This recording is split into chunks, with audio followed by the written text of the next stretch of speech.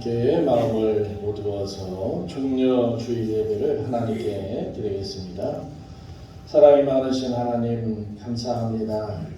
오늘은 예수님께서 십자가의 고난의 길을 가시기 위해 예루살렘 성전으로 올라가는 그런 귀한 날이기도 합니다. 종려 주일을 맞이해서 주님의 사명을 다시 한번 깨닫고 하나님의 뜻을 따라 믿음으로 나아가며 반드시 그 일을 이루어내는 주님의 그 귀하신 사역을 우리가 잘 기억하게 하여 주셔서 우리도 우리의 십자가를 지고 주님을 따라 믿음으로 승리하는 그리고 부활의 온전히 동참하는 귀한 믿음의 일꾼 되어줄 수 있도록 은혜를 베풀어 주시옵소서. 한 주간의 삶도 복잡 다양했지만 그래도 평안히 저희를 지켜주시고 이 시간도 주님 앞에 예배드릴 수 있도록 은혜 주시니 감사를 드립니다. 항상 주의 도우심을 입게 하여 주시고 주께서 우리와 함께 하심으로 말미암아 모든 것 이겨내게 하시고 기도하는 대로 응답받는 귀한 시간 될 수 있도록 주께서 축복하여 주시옵소서. 이 시간도 온 마음을 다해 드리는 우리의 예배를 주님께서 받아주실 줄 믿고 거룩하신 예수님의 이름으로 기도하옵나이다. 아멘. 사도신조로 신앙 고백합니다.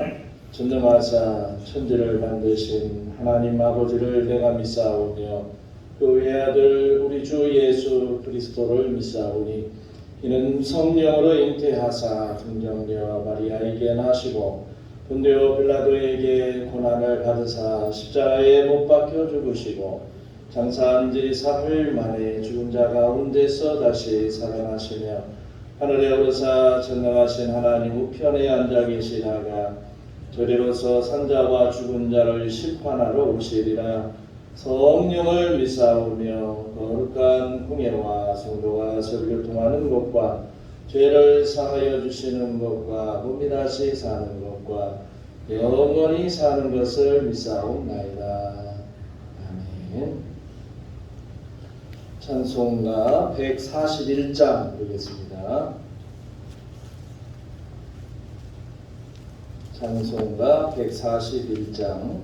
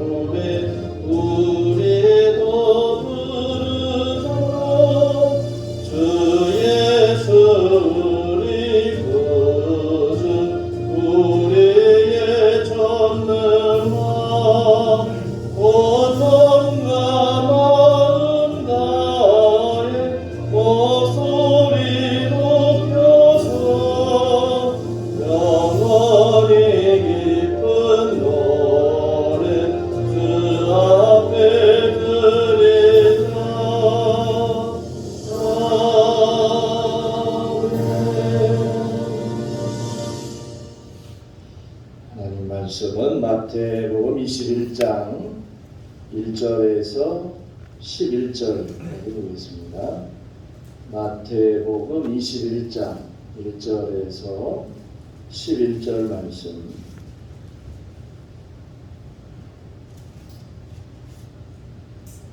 한 절씩 교독합시다. 그들이 예루살렘에 가까이 가서 감람산 벳박에 이르렀을 때에 예수께서 두 제자를 보내시며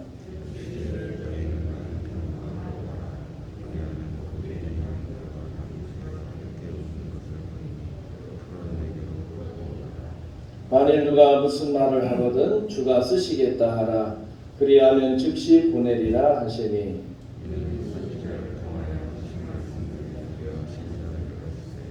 시온 딸에게 이르기를 내 왕이 내게 임하나니 그는 겸손하여 나귀 곧 멍에 매는 짐승의 새끼를 다투다 하라 하였느니라. 나귀와 나귀 새끼를 끌고 와서 자기들의 겉옷을 그 위에 얹음에 예수께서 그 위에 타시니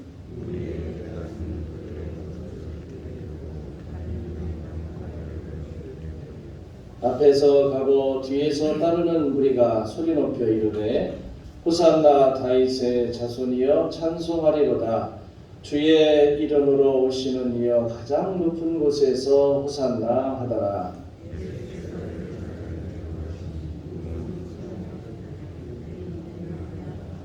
우리가 이르되 갈릴리 나사렛에서 나온 선지자 예수라 하니라.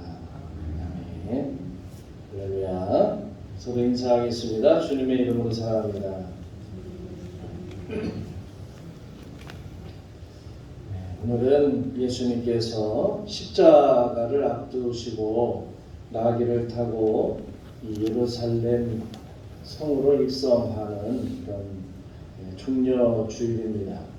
이 무엇보다도 이 종려주일이다라고 하는 것은 예수님께서 인류의 구원을 위해 메시아로 오셨다라고 하는 것을 공개적으로 선언하는 그런 날이기도 합니다. 또 이 종려주일 이후로 고난주간을 맞죠. 이제 오늘 예배 이후부터는 이제 고난주간을 맞는데 이 고난주간 한 주간 동안에 예수님께서 십자가의 고통을 받으시고 죽으셨다가 또 사흘 만에 부활하셔서 이 다음 주에 부활주일을 맞는 그런 어떤 의미에서 이 부활의 승리를 예견한다라고 하는 의미에서 오늘 종려주일은 중요한 날이기도 합니다. 오늘 우리는 종려주일에 예수님을 따라가는 사람들이 여럿이 있죠. 많은 무리들인다고 했는데 이 많은 사람들이 예수님을 따를 때 그들의 모습이 어떤가, 그들의 예수님을 따르는 모습이 어떤가라고 하는 것을 우리가 한번 생각을 좀 해봐야 합니다. 이 종려주일에 예수님을 따르는 사람들은 여러 부류가 있겠지만 대부분 가장 먼저 예수님을 따르는 무리들 가운데 대표적으로 보여지는 게 예수님의 예루살렘 성으로 오시는 것을 환영하는 사람들입니다. 9절에 있는 말씀에 보면 앞에서 가고 뒤에서 따르는 무리가 소리 높여 이르되 예수님께서 예루살렘으로 올라가실 때 수많은 군중들이 예수님을 맞이합니다. 많은 사람이 예수님을 다윗의 아들이라고 불렀고 주님의 이름으로 오시는 분이라고 이렇게 칭송을 했어요. 왜 이토록 예수님을 사람들이 환호할까? 그들은 예수님을 모세와 같은 민족의 해방자로 생각을 했습니다. 그리고 정치적으로 볼 때는 왕으로 기대하고 로마의 식민지하에서 이제 해방시켜 주실 왕, 그걸 예수님이라고 생각을 했다라고 하는 겁니다. 그러니까 예루살렘으로 올라오시는 예수님이 결국 왕으로 오시기 때문에 예루살렘에 있는 모든 순례객들이나 예루살렘의 거주민들은 예수님의 오심을 환영하는 거죠. 왜냐하면 이제 우리는 해방됐다라고 하는 그런 생각에서 이들이 로마의 압제에서 민족을 해방할 이 메시아가 바로 예수다라고 하는 생각을 갖고 호산나 다윗의 자손이라고 하는 이런 어떤 소리를 질러가면서 예수님을 맞이하게 되는 겁니다. 어떤 사람들은 예수님은 곧 왕의 자리에 오를 것으로 기대하고 나름대로 꿈을 지니고 참여한 무리들도 있지요. 그런가 하면 그냥 야 이게 뭔 일이냐, 내가 예루살렘에 순례하러 왔는데 이게 무슨 큰 요동치는 소리냐 그러면서 그 행렬을 따라가는 사람들도 있었습니다. 또 거기에는 진심으로 주님을 맞이하면서 찬양하는 사람들도 있었지만 군중 심리에 휘말려서 일시적 감정으로 외치는 그런 사람들도 있었다는 거예요. 무리 가운데에는 거기에 일시적으로 참여했다가 지금은 예수님을 호산나 하면서 환호하지만 조금 지나면 이 사람들이 예수님을 십자가에 못 박아라 라고 하는 그런 어떤 소리를 지르면서 그들의 모습이 돌변하는 그런 사람들도 있었다는 거예요. 그러나 주님은 사람들이 어떻게 생각하고 기대했든지 간에 호산나 찬송을 들으시면서 하나님의 뜻을 따라 자신의 길을 묵묵하게 걸어가고 계신다라고 하는 겁니다.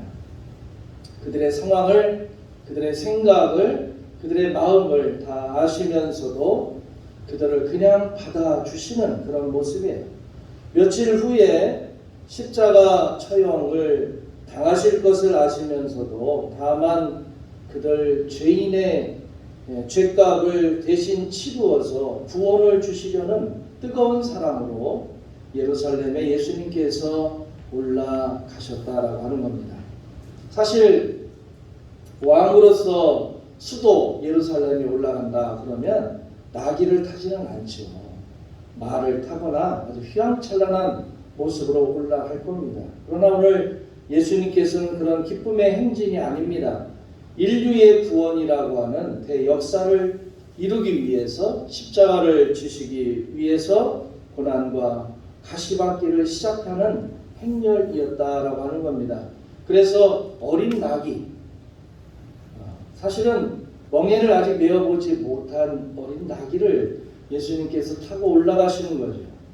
종려주일, 이날은 고난주간의 시작이고 사실은 슬픔과 탄식의 시작이 되는 겁니다. 오늘의 우리 그리스도인들은 그리스도의 고난에 동참하는 마음을 가지고 엄숙하게 보내는 그런 절기죠. 이번 한 주간에는 우리가 여러 가지 행사들을 중지하고 주님의 그 길을 묵상하고 믿음으로 오늘 주님이 부활하시는 그날에 우리도 함께 동참하고자 하는 그런 마음을 갖고 이 사순절 가운데 고난주간을 지키는 첫날인 종려주일을 우리가 보내는 것입니다.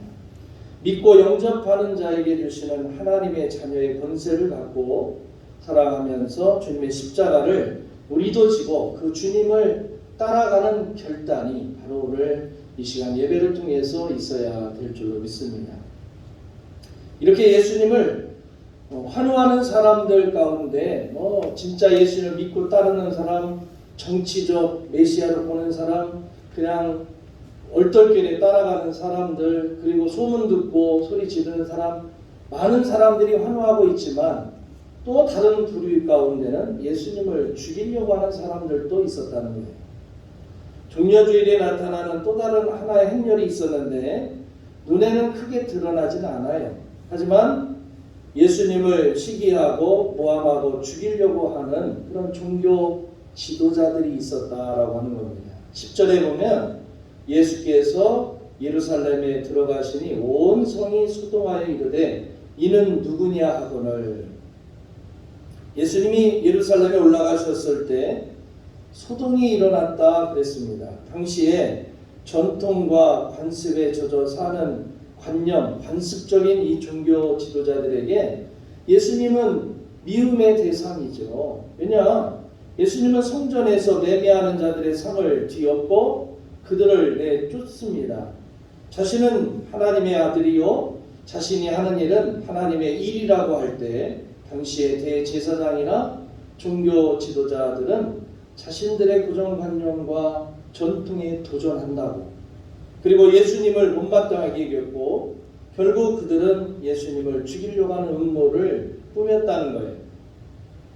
그들은 예수님의 제자였던 가룟 유다의 도움으로 쉽게 예수님을 체포할 수가 있었습니다. 그리고 체포한 예수님을 대제사장인 가야바에게로 끌고 갔다라고 하는 겁니다. 근데 우리가 예수님을 미워하고 죽이는데 앞장을 섰던 게 대제사장이죠. 그런데 대제사장이 왜 이렇게 했을까라고 하는 거예요.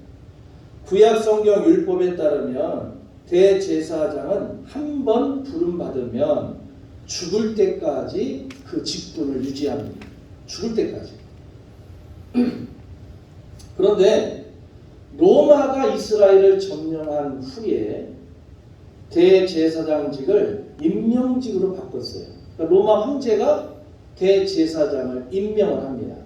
그러다 보니까 대제사장직을 로마에서 임명하기로 한 후에 로마 당국이 어떻게 했느냐, 이 대제사장이 종교 지도자고 신앙의 어떤 가장 위에 있는 사람들이잖아요. 그러면 이스라엘을 점령하고 이스라엘을 지배하는 데 있어서 가장 효과적인 게 뭐냐면 대제사장의 마음을 뺏어오는 거예요.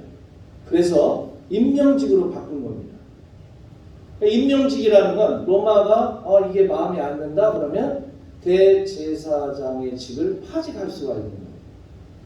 그러다 보니까 이 대제사장들이 한번 부름받으면 그전에는 죽을 때까지 그 직분을 했는데 이게 로마의 식민지 치하에 있다 보니까 언제 이 임명이 박탈될지를 몰라요.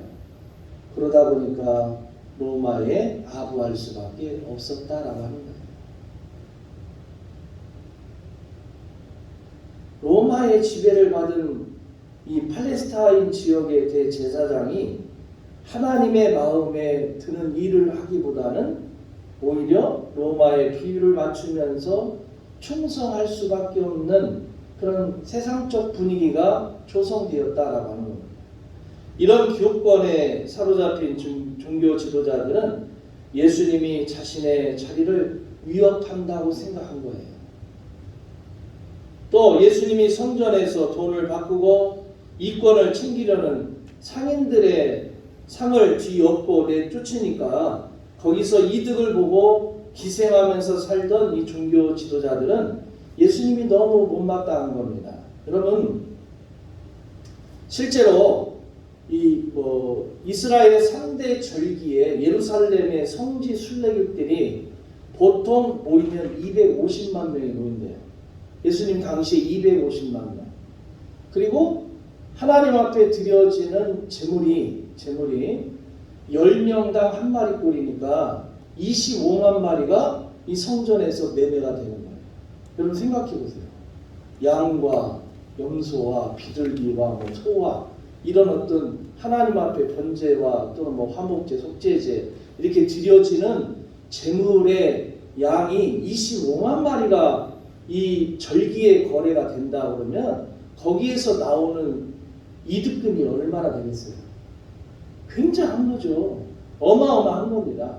그런데 그 모든 것을 다 뒤엎어버리고 그 다음에 성전을 정화해버리는 이런 예수님의 모습, 이건 그들이 볼 때는 이걸 자기들의 이득을 취해서 로마에 아부해야 되고 위에 있는 사람들한테 또 돈을 대줘야 되고 이런 역할을 하면서 자기들이 살아가야 되는데 이 모든 것을 다 단전해 버렸으니 얼마나 대제사장과 종교 지도자들이 충격을 받았겠습니까? 그래서 마태복음 26장 59절에 보면 대제사장들과 온 공회가 예수님을 죽이기로 마음먹고 그를 칠 거짓 증거를 찾으려고 모여서 모의를 하는 거죠. 당시에 훌륭하다라고 하는 서기관들과 유대교회의 중요한 지도자들이 함께 모였습니다. 성경을 가장 잘 알고 교회를 가장 잘 알며 하나님의 아들 예수 그리스도의 존재와 역할에 대해서 가장 잘 알아야 하는 사람들이 모여서 예수 그리스도를 죽이려 했다라고 하는 거예요. 우리는 예수님 이름으로 모여서 어떤 일들을 하는가 생각해 봐야 돼요. 무슨 이야기를 나누는가? 낙심한 자에게 용기를 주며 그리고 절망한 자들에게 소망을 불어 넣어주고 힘이 없는 자들을 위해서 기도하고 가난하고 어려운 사람들을 구제하기 위해서 우리가 모이는가? 아니면 그냥 모였다 하면 남에게 상처를 주고 다른 사람을 헐뜯고 비난하고 욕하고 그런 일들을 하는가? 이건 옛날부터 지금까지 공공연하게 있었던 일들입니다. 당시에는 하나님을 잘 아는 사람들이, 성경을 많이 본다는 사람들이, 직분을 받아서 일하는 사람들입니다. 마치 예수님을 죽이려던 당시의 종교 지도자처럼 교회와 하나님의 질서를 파괴하는 경우도 많이 있다라고 하는 거죠. 요즘에 이제 뭐 좀 있으면 선거철 막 돌아오고 이러다 보면 이게 그게 맞는 얘기인지 안 맞는 얘기인지는 모르지만 나서서 종교 지도자들이 나서서 앞에 서서 뒤에서 뭐 이렇게 도와주는 게 아니라 앞에 나서서 마이크 잡고 세상이 어쩌다 뭐가 어쩌다 뭐 대통령이 어쩌다 뭐 이런 정치 경제 문화 뭐가 어쩌다 쭉 얘기하는 거 아마 여러분들이 들으실 거예요. 아마 이미 들었죠. 보면 거기에는 잘했다라고 하는 말을 하는 사람이 거의 없습니다. 여러분 야당이 여당을 향해서 이거 잘했다라고 뭐 얘기한 적 들어본 적이 있어요? 없어요. 우리나라가 아닌 우리나라 밖에서 얘기하는 건 그래도 대한민국이 가장 살기 좋은 나라입니다. 어쨌든 코로나 시절에 그래도 우리나라처럼 이렇게 해주는 나라가 거의 없어요. 거의 없어요. 없어요. 그런데 잘했다는 말 한마디도 안 나오잖아요. 이게 어떤 의미에서 기득권들이 갖고 있는 자신들이 칭찬을 받고 자신들이 잘났다라고 하는 인정을 받아야 되는데 그렇지 못함에 따른 불만, 그 다음에 분노, 화가 작용된 거예요. 예수님도 마찬가지입니다. 예수님 당시에도 예수님이 많은 사람의 질병을 고쳐주고 그 다음에 억눌리고 가난한 자들을 위로하고 그리고 그들에게 힘과 용기를 주었을 때 오히려 잘했다라고 칭찬하는 사람이 없었어요. 그런 일을 할 때마다 자신들의 기득권이 무너질까봐 어떻게 하면 죽일까, 어떻게 하면 말을 걸어서 시비를 걸어서 예수를 주저앉힐까 이런 궁리만 했다라고 하는 사실입니다. 자, 이런 것이 예수님 당시에 있었던 일이라면 오늘 우리도 다를 바가 없다는 겁니다. 그럼 우리가 어떤 자세로 주님을 맞이해야 하는가라고 하는 거예요. 오늘 3절부터 5절, 9절, 10절에 보면 우리는 이 행렬의 주인공이 누구인가 분명하게 알아야 한다는 거예요. 10절에 보면 사람들이 이는 누구냐 이렇게 말합니다. 이 말은 입성하는 무리의 주인공이 누구인지 알려는 것이죠. 환호하는 무리는 소동하며 말하기를 이는 누구냐 이렇게 물어봐요. 그러자 사람들은 갈릴리 나사렛에서 온 선지자 예수라고 소개하고 있습니다. 여러분은 예수 그리스도를 누구라고 사람들에게 소개할까요? 여러분 종려주일에 새끼 나귀를 타시고 겸손하게 입성하시는 주님은 과연 누구십니까? 우리는 먼저 예루살렘으로 올라가시는 예수님이 누구인가라고 하는 것을 분명하게 알아야 한다는 거예요. 1절, 2절에서 제자들을 시켜서 나귀를 끌고 오게 하시니 먼저 제자들로 하여금 자신을 메시아 되심을 믿게 하려는 데 있었다는 거예요. 3절에서는 나귀를 끌고 올 때 주인이 만약에 그 나귀를 왜 가져가려냐 묻거든 주님은 주가 쓰시겠다 하라 제자들에게 말씀했습니다.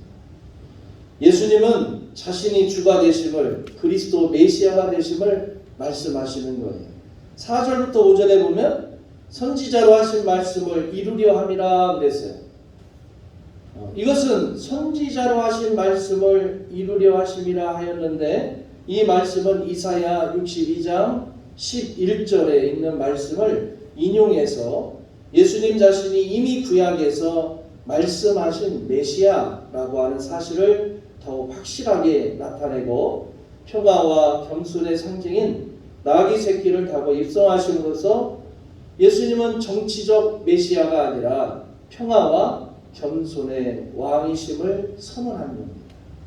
6절 8절에서는 입성하시는 예수님을 우리는 나뭇가지와 겉옷을 길에 펴고 종려나뭇가지를 흔들며 예수님을 승리의 왕으로 영접했습니다.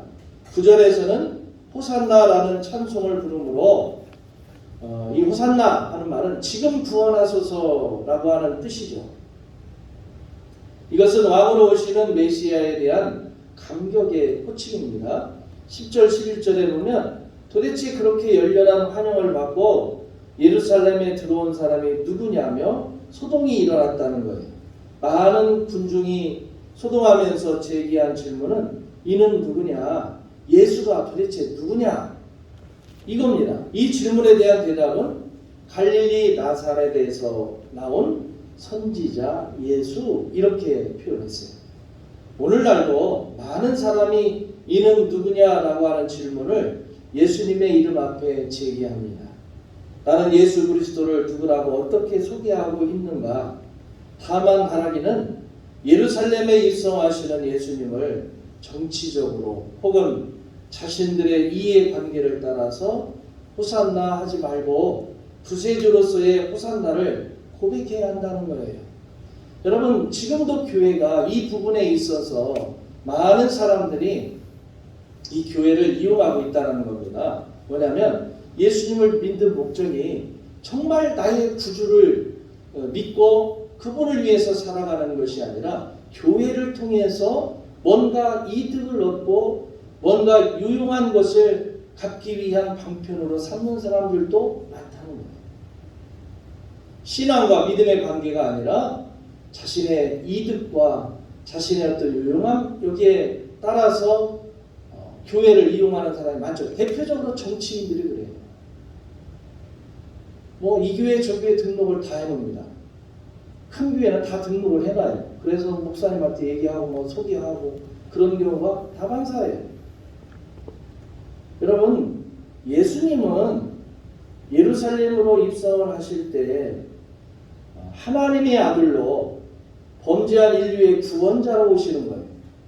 그는 하나님의 원수 되었던 인류를 위해 희생 제물이 되신 예수님이시고 평화의 왕이시다라고 하는 사실입니다. 어느 누구도 예수 그리스도를 통하지 않고서는 결코 생명을 얻을 수 없다라고 하는 거예요. 그분만이 유일하게 생명을 주시는 분입니다. 예수님이 구주 되심을 바로 알 때 진정 하나님의 구원의 행렬에 동참자가 될 수 있다는 거예요. 여러분, 또 예루살렘에 들어가실 때 예수님은 나귀를 타셨다고 했습니다. 그 나귀를 가지러 갔을 때 주님이 제자들에게 부탁하신 말씀이 뭐냐면 누가 묻거든 주님이 쓰시겠다 하라. 그랬고 그렇게 말할 때 그 나귀 주인은 아무런 이유도 달지 않고 주님을 위해 나귀를 제공합니다. 주님이 나귀 새끼를 타시고 입성하시면 바로 겸손과 평화의 왕으로 오셨다는 것을 보여주시는 거예요. 오늘날 교회와 성도들은 자기에게 돌아오는 영광과 권세를 보면서 남들이 대접하는 모습 속에 살아갑니다. 그러나 우리 주님의 심정으로 우리는 살아가야 돼요. 우리는 구원자 되시는 그리스도께 봉사와 헌신을 하는 것이 마땅합니다. 만왕의 왕 되신 주님을 따르는 우리에게도 이런 충성과 헌신의 고백이 있어야 한다라고 하는 거예요. 무언가 받을 게 아니라 무언가 우리가 할 수 있는 사람들이 되어야 한다라고 하는 사실입니다. 또 우리가 주님을 환영하는 데에는 여러 종류의 이유가 있었다는 거예요. 그들 중에는 예수님이 왕이 될 때 자신들의 이익을 얻고자 하는 욕심으로 예수님을 따르는 사람들도 있었고요. 예수님을 정치적인 메시아로 이스라엘을 로마로부터 해방시킬 자로 생각하면서 따르는 사람들도 있었다는 거예요. 나름대로 꿈을 가지고 따르는 사람들, 막연히 따르는 사람들, 일시적인 사람들, 감정적으로 주님을 따르는 사람들, 중도에 포기한 사람들도 있었어요. 그들은 주님께서 보좌가 아닌 죽음의 골고다를 향해 가시자 주님을 다 버리고 떠납니다. 오히려 바라바를 놓아주고 예수님을 십자가에 못 박으라고 소리소리 지른 사람들입니다. 쉽게 주님을 저버립니다. 그런가 하면 끝까지 예수님을 따른 무리가 있지요. 피땀 흘린 기도의 이 겟세마네 등산까지, 십자가를 지시고 오르신 골고다 언덕까지, 구레네 시몬처럼 주님의 십자가를 지는 자리까지, 아리마대 요셉과 같이 또 니고데마와 같이 주님의 시신을 장사하기 위해서 무덤까지, 막달라 마리아와 같이 새벽에 주님 장사 지낸 무덤까지, 부활의 자리 그 아침까지, 다시 만날 주님 앞에 서는 그날, 내 생명 다하는 날까지 주님을 따른 사람들, 그 사람들을 기억하며 우리도 그렇게 따라야 될 줄로 믿습니다. 그의 부활을 증거하는 일까지 주님을 따른 자들을 우리가 본받을 수 있어야 한다라고 하는 사실이에요. 오늘 종려주의를 맞아서 우리는 예루살렘 성이 아닌 내 마음에 주님이 입성하시도록 마음문을 활짝 열고 주님을 영접해야 합니다. 왜냐하면 그분이 나를 위해서 십자가에 못 박혀 죽으시기 때문에 그래요. 그리고 그 죽음과 부활을 통하여서 우리를 살려내시는 유일한 우리의 구주이시기 때문에 그렇습니다. 이제 우리의 귀한 삶은 예수님이 누구이신지를 바로 알고 믿어야 한다는 거예요. 종려나무 가지만 흔드는 것이 아니라 우리 마음을 흔들어야죠. 우리 마음, 진짜 우리의 마음을 흔들어서 주님 앞에 나를 온전히 보일 수 있는 믿음을 우리가 가져야 될 줄로 믿습니다. 그 앞에 우리들의 옷이라도 깔아드리고 나귀 새끼라도 드릴 수 있는 헌신과 섬김의 생활도 우리에게 있어야 합니다. 골고다 그리고 십자가의 길을 끝까지 가면 부활의 영광이 있음을 굳게 믿고 우리도 그 길을 끝까지 따라가야 합니다. 중간에 포기하는 어리석은 자들이 되지 말고 끝까지 주님 앞에 헌신하고 순종하고 부활 승리하는 귀한 삶을 사는 그런 영광스러운 성도가 되어야 될 줄로 믿습니다. 오늘 시끄러운 소리가 세상에 울려 퍼질 때 예수님은 묵묵히 사람들이 어떤 마음으로 예수님을 따르신 간에 하나님의 뜻을 가지고 나귀를 타고 예루살렘 성에 입성을 합니다. 환호하는 사람들의 소리를 들은 게 아니라 예수님은 성전에서 임재해야 돼. 그리고 하나님의 뜻이 인류를 구원하라고 하는 그 음성을 들으며 예루살렘 성에 올라간 종려주일입니다.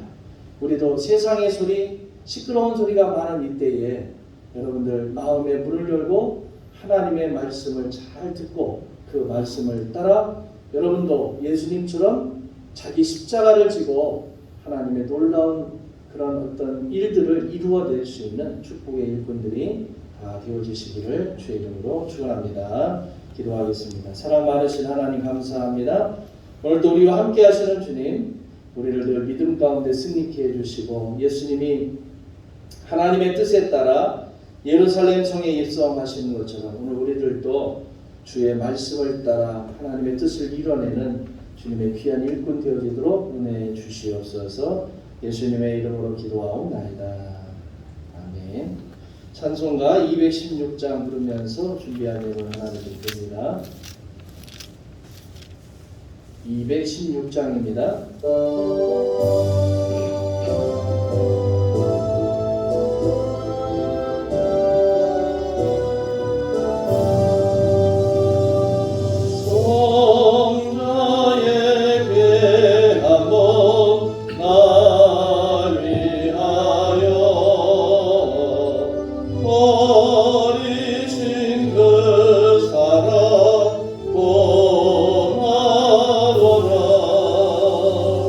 내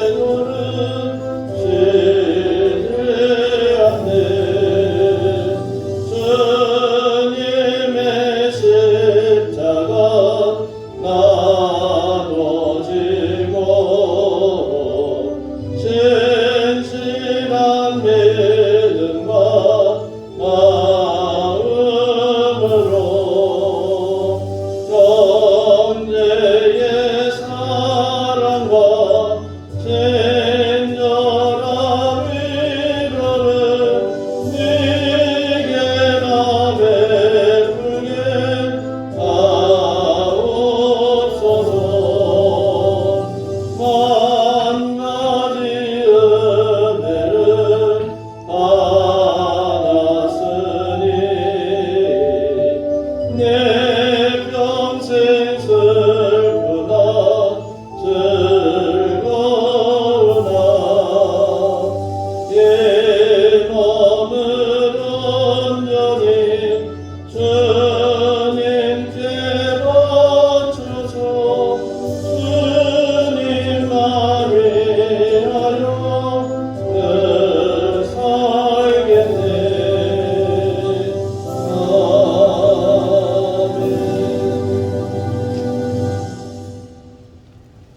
먼저 교회 소식을 알려드립니다. 오늘은 중려주일입니다. 그리고 다음 주일은 부활주일입니다. 이번 주간은 고난주간이기 때문에 여러분들이 한 주간 동안에 주님의 십자가의 길을 묵상하시고 또 여러분도 여러분의 십자가를 지는 결단이 있는 귀한 시간이 되시기를 바랍니다. 금주봉사는 사교구이고 다음 주는 일교구입니다. 11조 고대석 집사님, 김유순 권사님, 강옥주 권사님, 권오선 성도님, 양상순 집사님, 윤미선 전도사님, 이복순 권사님, 감사의물 장양길 권사님, 권수연 학생, 양상순 집사님, 성경근 강옥주 권사님, 이복순 권사님, 김정숙 권사님 드립니다. 사랑의 하나님 감사합니다. 한 주간도 믿음 안에 살게 하시고 복잡하고 다양한 세상 가운데 속에서도 주님만 온전히 바라보고 믿음으로 나아가며 이 시간 예배를 드리며 귀한 예물을 드릴 수 있도록 은혜 주시니 감사를 드립니다. 주님의 십자가의 길은 곧 우리를 구원하시는 길이기에 오늘 우리들도 이 세상을 살아가면서 주님의 참사랑을 기억하고 하나님과 이웃을 온전히 사랑하는 귀한 일꾼 되게 하여 주시옵소서. 그러기 위해서 때로는 건강도 물질도 또 우리의 간구함 가운데 필요한 많은 것들이 있사오니 주님 이들의 삶을 기억하시고 필요한 대로 공급하시고 채워주시옵소서.